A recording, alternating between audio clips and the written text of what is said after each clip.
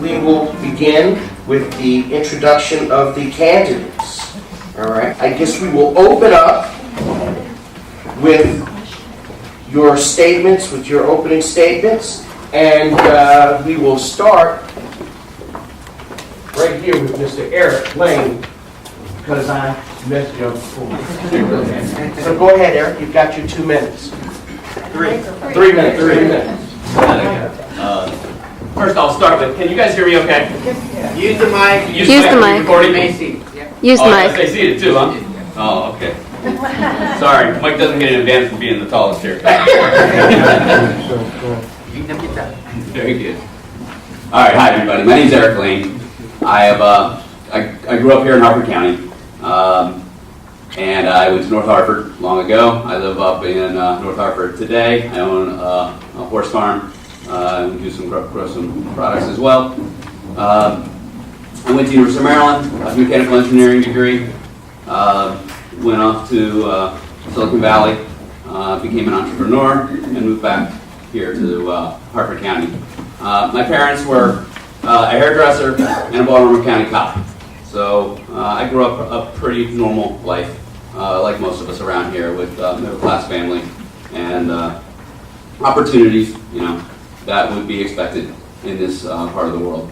So it drove me, what drove me to politics, and it's recent as of 3 months ago, I am the latest entrant into this race, is we've gotten to a point of where I think a lot of us put our head down in shame when we look at Congress. And I think maybe more so than other places, we do it here in our district. We've found a candidate in Andy who does not represent us, has no interest in representing us. He was bought and paid for by the healthcare industry and the NRA. And it's unfortunate for all of us to be in this position when we truly don't have representation. I think beyond that, we find ourselves having a candidate or having a congressman who doesn't have the respect of his own peers in Congress. And that really puts us in a place, at least for all of us up in the front here, to recognize that there's a time for change, and now is it. And we'll mention this later on as well, but we've all agreed that regardless of which of us wins here at the end of the week, we are fully committed to supporting one another to defeat Andy. The areas that I primarily focus in is I think that we need to have a little reformation in education. We're still teaching like it's 1950. We believe college is the right answer for everybody, and I think there's a place for vocational work to make it more robust in society. I think we have issues around healthcare that are tragic. They are costing us a lot of money. It has turned into, from an avenue of mercy, into an investment.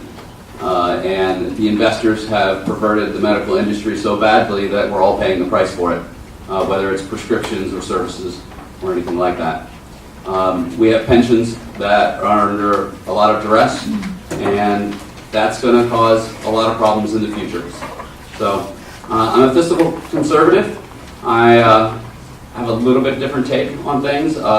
Being on a farm, we use guns, so basic Second Amendment rights are good. But those are the primary things that we do, that my candidacy is about, and thank you for your time. Thank you. Alison Galbraith, your 3 minutes. Who wants to repeal and replace Andy Harris?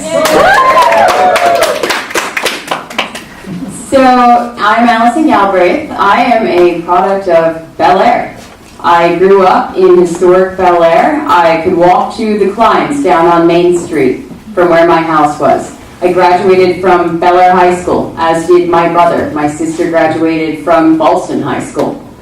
And I stayed in the area for college. I went to the University of Maryland. Actually, first I got my associate's degree at Harford Community College, where my father taught for 45 years. And then I went to the University of Maryland and got a bachelor's degree in philosophy with a focus in ethics and logic. And it seemed like a smarter decision than majoring in art. But I stayed local until after college, and then I married the boy next door, who was a soldier, an enlisted combat veteran. And I went out to Fort Hood Fort Hood, Texas, which gave me a totally different perspective on many of the issues that we face. And when I had my son, I said, we need to come back. And we came back to be near my parents, who now live down in Joppa. We're still local. And I started a career at Aberdeen Proving Ground, right here. Right here. I've been here my whole life. I went back to grad school at University of Maryland for public policy with a specialization in federal acquisition.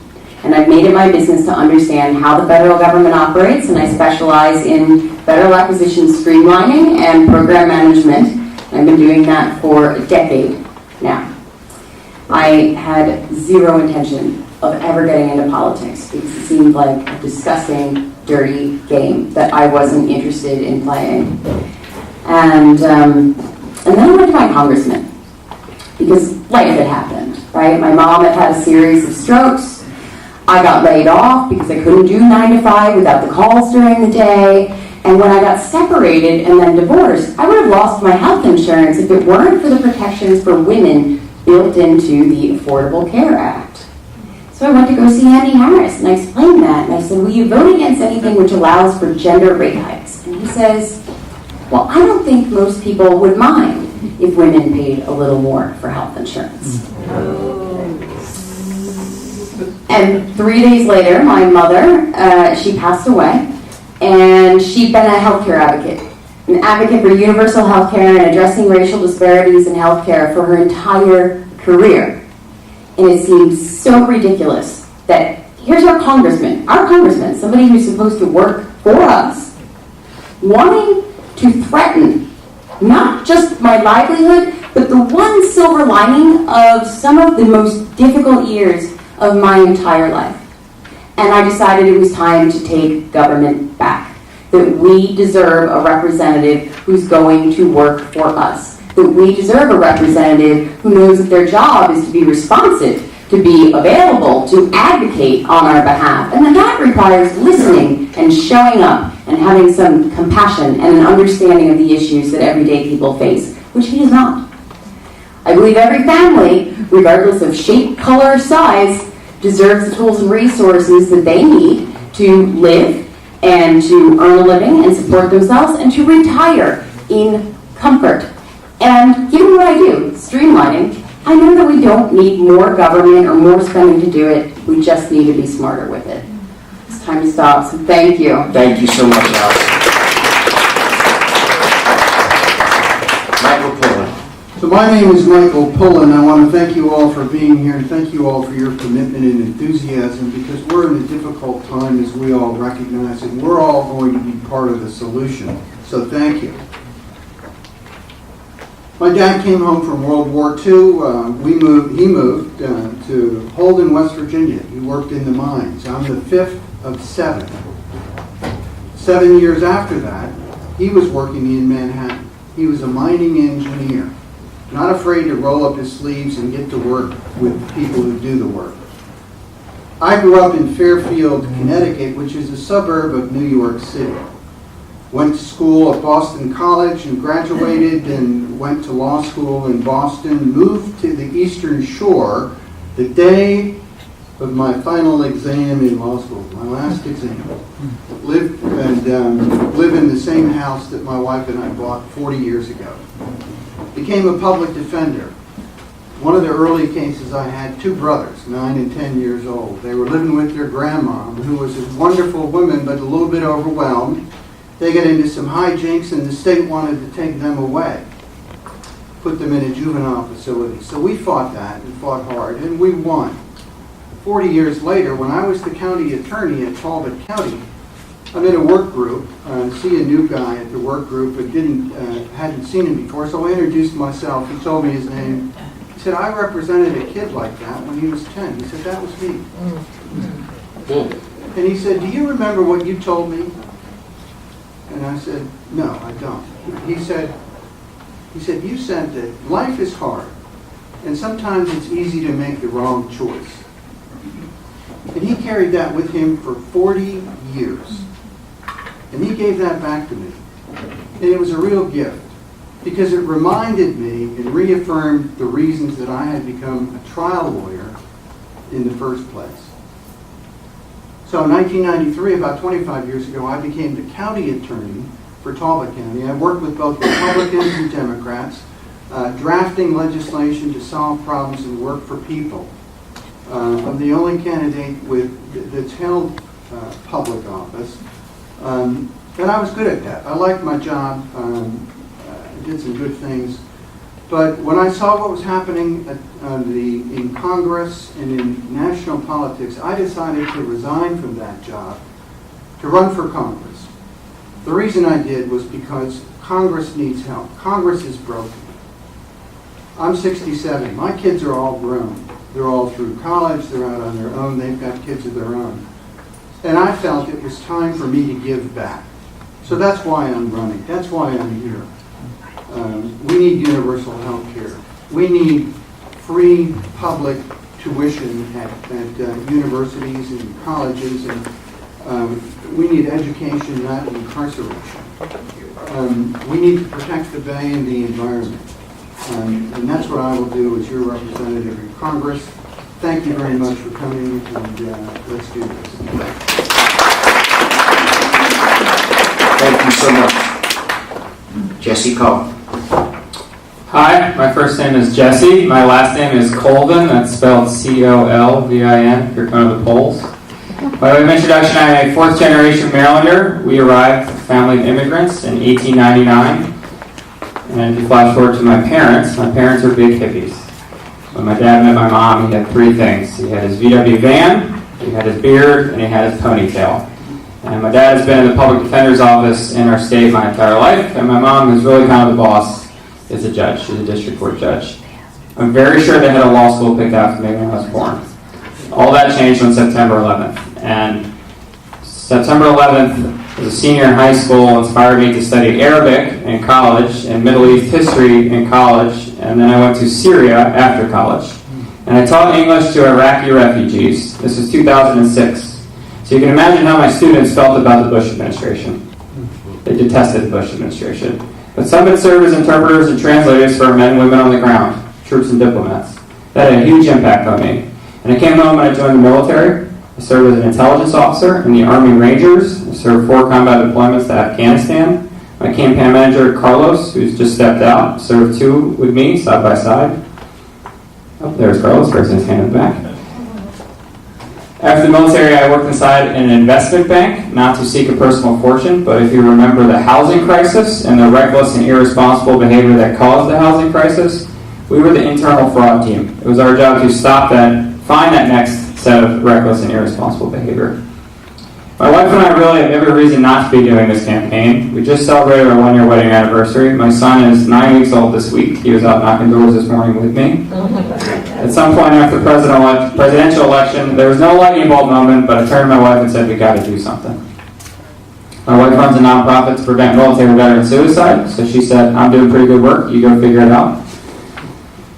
And here we are. Our platform, I want to tell very quickly, I don't think being against something is enough to win this thing. I think our anger and our frustration gets you in the room. For you to walk out with your vote or to support us or to knock a door for us, we got to be for something. So here's what we're for. Whether it's Bel Air or Harford County or this district, it is a fantastic place to raise a family. We have got to give our young people a reason to stay. That is jobs of the future, jobs like solar and cyber. We have to attack with every ounce of political energy the urgent problems of right now. That's the opioids epidemic. That is certainly healthcare. There are 54,000 people in our district who rely on the ACA. We have to protect them. And I want to get to 10 billion oysters in Chesapeake Bay by 2025. We have a great deal of our volunteers in the room. If you could raise your hand very quickly, including our county captain. We have an event at the library at 2 o'clock. We'd love to see you. Anyone on my team or volunteers can give you information about it. And the last thing is just to echo what Eric said. We are committed to running a very serious and a very positive campaign. In the event we don't win the nomination, whoever the nominee is will have my full support, and I will make sure that all of our supporters support whoever the nominee is well. I think it's an incredibly important thing, and I want you to hear it from me as well. Thank you very much. 2 o'clock, library, or 2:30 in the back. Thank you very much. Very good. Harford County, I think we should be excited. We've got some fine candidates, don't we? I wanted to recognize there are a number of candidates in the room for other offices. I'm going to just ask those candidates if you'll stand for a moment, please. There's one. Where are the other candidates? I know there are a few. There we go. Sir, we'll start over here. Who are you? My name is Shira Davis, and I'm running for Harford County Democratic Central Committee. This is my first time ever running, and I met Miss Allison at the Democrat Party. Great woman. I'm a little nervous. I wasn't. That's fine. That's it. Just want you to introduce. Go ahead, sir. Gordon Kerr, I live in Joppa Town. I'm running for the Harford County Democratic Central Committee. And after the 26th, I'll be running heavily for delegate for the 7th District. Excellent. Go ahead. I'm Alison Berkowitz. I'm running for the House of Delegates in District 7. I'm a teacher and a social worker. Very nice to be here with y'all. Yes. Okay, thank you. Just thought I'd shine a little light. We got, the benches go. We got to get a bench out here. Jawanda Strickland-Lucas, and I'm running for the Register of Wills and for the Democratic Central Committee. Thank you, Jawanda.